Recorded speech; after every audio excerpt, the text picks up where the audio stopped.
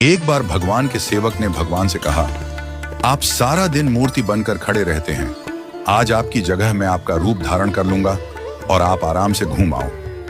भगवान ने भी सेवक की बात मान ली, लेकिन भगवान ने शर्त रखी कि जो भी प्रार्थना करने आए उन्हें केवल सुनना और कुछ नहीं कहना। सेवक ने शर्त स्वीकार कर ली और योजना के अनुसार सेवक भगवान की जगह मूर्ति बनकर खड़ा हो गया।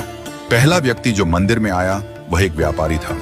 उसने भगवान से कहा, भगवान, मैंने नया कारखाना खोला है, कृपया उसे सफल बनाइए।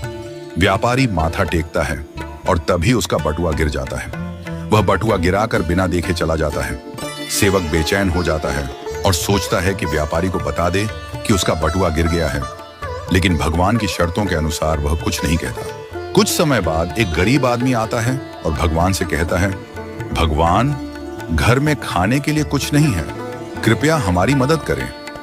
भगवान के सामने बटुआ पड़ा होता है। वह गरीब आदमी भगवान का धन्यवाद करता है और बटुआ उठाकर चला जाता है। फिर एक नाविक आता है और कहता है, भगवान, मैं 15 दिनों के लिए समुद्र की यात्रा पर जा रहा हूं, कृपया मेरी यात्रा में कोई समस्या ना हो। ठीक उसी समय व्यापारी पुलिस के साथ आता है और कहता है, यह नाविक मेरा बटुआ चुराकर भागा है। पुलिस नाविक को पकड़ कर ले जाती है। इस बीच सेवक बोल पड़ता है, बटुआ गरीब आदमी ने चुराया है। इसके बाद गरीब आदमी को पकड़कर जेल भेज दिया जाता है। रात को भगवान लौटते हैं और सेवक खुशी खुशी पूरा किस्सा सुनाता है। भगवान मुस्कुराते हुए कहते हैं, तुमने किसी का भला नहीं किया बल्कि सब कुछ बिगाड़ दिया। वे आगे कहते हैं, व्यापारी का बटुआ गिरना कोई बड़ा नुकसान नहीं था, वह गलत धंधा करता है, और अगर उसका बटुआ गरीब आदमी को मिल जाता तो उसके बच्चों को भोजन मिलता और उसकी परेशानियां दूर हो जाती। भगवान ने कहा, नाविक जिस यात्रा पर जा रहा था वहां एक तूफान आने वाला था। अगर वह जेल में होता तो उसकी जान बच जाती और उसकी पत्नी विधवा होने से बच जाती। भगवान ने यह भी कहा, कभी कभी जीवन में हमें समस्याएं आती हैं और हम सोचते हैं कि यह हमारे साथ ही क्यों हुआ, लेकिन हमें समझना चाहिए कि इसके पीछे भगवान की योजना होती है।